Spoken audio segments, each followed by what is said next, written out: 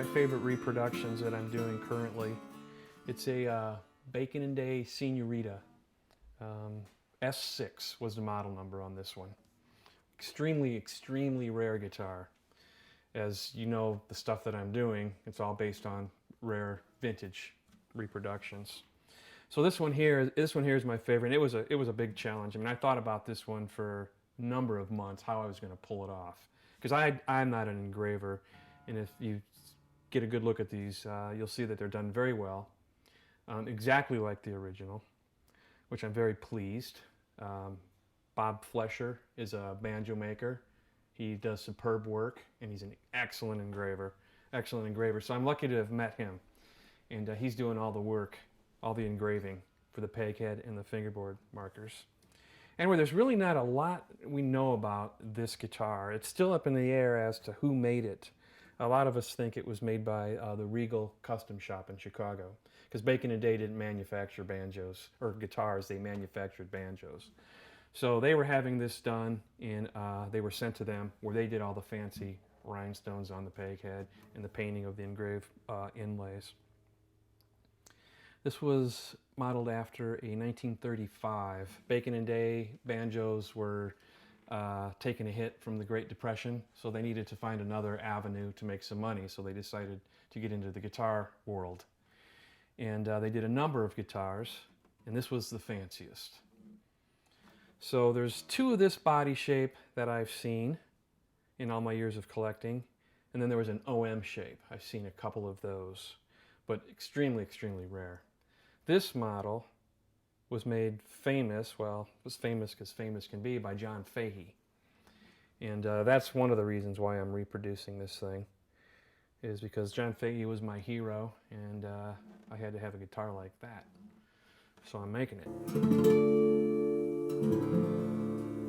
The headstock on the Senorita is what we call pearloid. Some people call it mother of toilet seat. I'm sure you've heard it called that before. I prefer pearloid.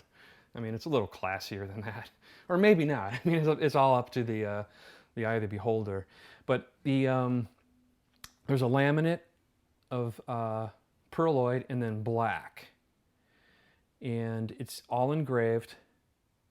What I've done was I actually took a picture of the original and put it on my computer. I do a lot of this stuff on my guitars. The preliminary drawings are all done on the computer.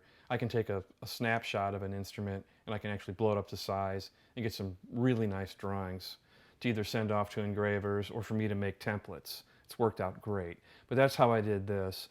And originally it was B&D. I've got my initials up there. That's what ARK stands for. I know a lot of people are wondering what the heck ARK is. It's Anthony Richard Klassen. So I had to have that on there. I can't go B&D because I'm not B&D.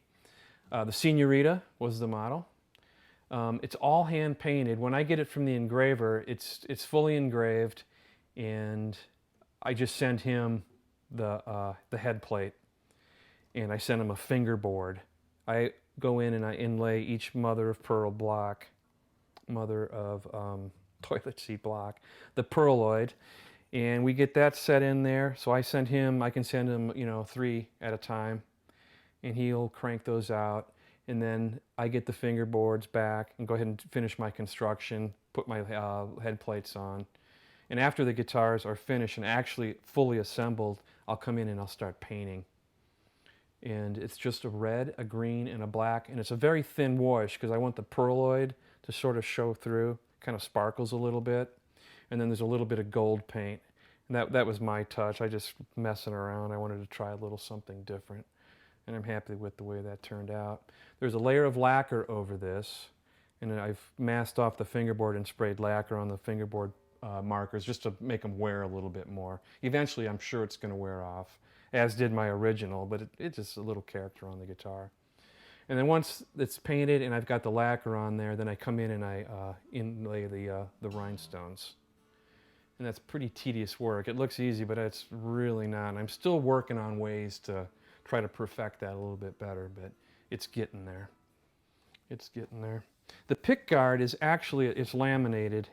I'd use a piece of white material, pickguard material, that I sandwich a piece of tortoise on.